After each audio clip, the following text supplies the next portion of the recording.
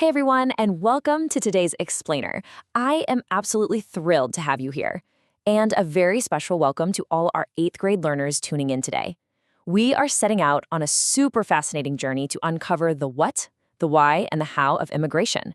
We're going to see how human movement literally weaves together the very fabric of our society, kind of like a giant tapestry.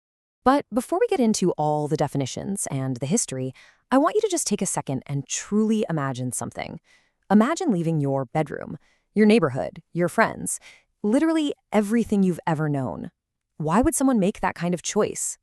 You see, framing immigration this way helps us realize that it isn't just a bunch of dates and events in a textbook. It's a deeply human experience.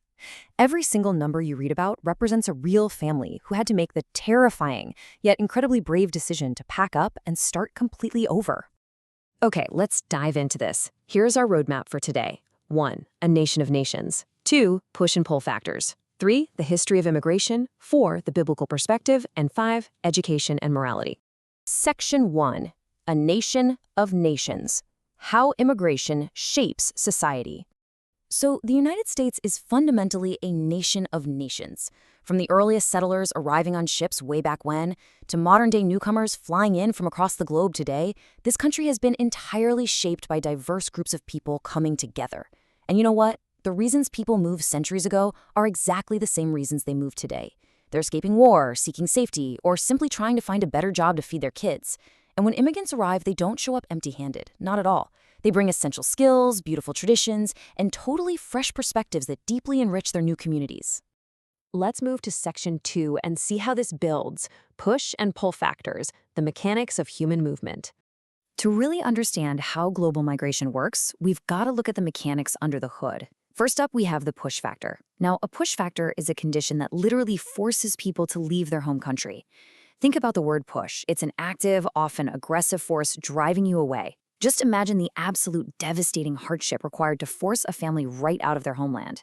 We're talking about severe famine, where there is literally no food, devastating wars where it just isn't safe to step outside, or religious persecution where you are punished simply for your beliefs. These are the heartbreaking realities that push people out into the unknown. But on the flip side of that, we have the pull factor. If push factors are what drive people away, pull factors are the beacon of hope that draws people in. A pull factor is an opportunity in a new place that attracts people. It's the promise of a job that can actually sustain a family. It's the availability of land to farm. It's the guarantee of freedom and safety. Pull factors are that incredible promise of a better future that gives people the courage to endure the difficult, often dangerous journey of immigration. And this brilliantly illustrates how immigration doesn't just happen in a vacuum. You have the devastating forces of desperation, like famine, war, and a lack of jobs, acting at the exact same time as the incredible forces of hope, like economic opportunity, safety, and freedom. It is this incredibly powerful combination of something terrible pushing you away and something hopeful pulling you forward. Section 3. History of immigration. Bringing the mechanics to life. Let's transition from those core concepts to some actual historical evidence, because history gives us these distinct, really compelling stories of brave groups who navigated these exact forces. First, look at the Irish in the 1840s.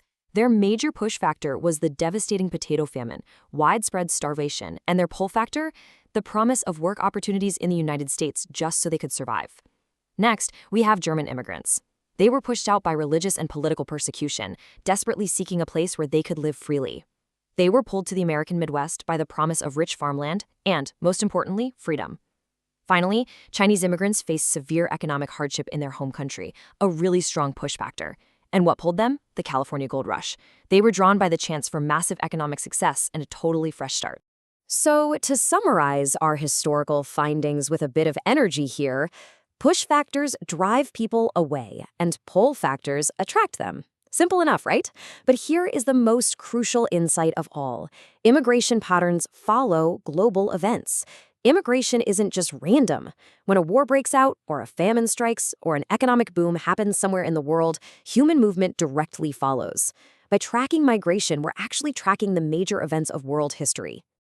Now that we understand the why, let's look at the human side. Section 4, the biblical perspective. When we talk about newcomers arriving in a community, history shows us they are usually fleeing immense hardship. Because of this, it's absolutely vital to look at the moral framework of how we respond. Look at this powerful quote from Leviticus 19:34. It says, "The foreigner residing among you must be treated as your native born. Love them as yourself." Think about the gravity of those words for a second. From a biblical morality perspective, God calls us to treat newcomers not as outsiders, but with the exact same dignity, compassion, and absolute fairness as someone who is born right next door.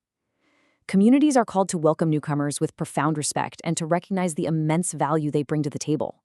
So the crucial point is, how do we actually apply this?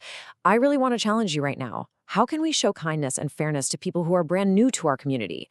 Well, it starts with empathy. It starts with actively listening to their stories, really understanding the push and pull factors they survived, and making sure they feel seen, valued, and loved as our equals. Section 5, Education and Morality, the HeroesMart Academy Philosophy. Now, you might be wondering, why does learning about the empathy behind immigration matter in a classroom? Well, the HeroesMart Academy Godly Learner series intertwines biblical morality with education for one very simple yet powerful reason, and that is, education without morality will hurt. Think about it. What is the point of being highly educated and incredibly smart if you use that intelligence to make bad choices that hurt other people, or if you completely lack compassion for those who are struggling? It's kind of pointless, right? True education builds character. Romans 8:6-7 promises peace of mind to everyone who keeps their minds spiritual.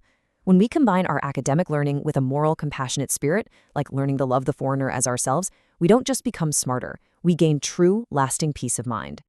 And that brings us to the end of our explainer today.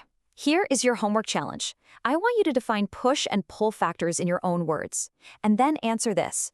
Why is understanding these factors vital for our own empathy and peace of mind? If human movement weaves the tapestry of our world, what kind of thread is your empathy going to be? Think deeply about that one. Thank you so much for joining me today, and I'll catch you in the next explainer.